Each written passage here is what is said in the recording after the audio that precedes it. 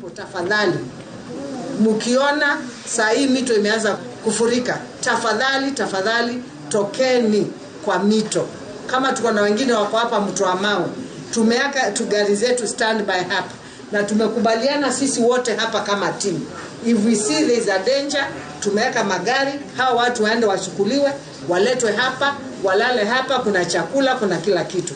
We do not want to lose our people. Kuna kijiji kimoja pale kunaitwa Nyaani ambako kiko bali kidogo karibu na mahali inaitwa EPZ, na hiyo hatukuweza kufikia bila usiku umekuwa mwingi, lakini tuko na mawasiliano na walioko huko. Tukaona wale rescue team hawataweza kuendelea na hiyo operation kwa sababu pia wako katika hali ya hatari, na vile tuko na confirmation kwamba wako safe, tutawaamkia mapema asubuhi ndio tuende kuwatoa na tuweze kuwaleta mahali iko safe.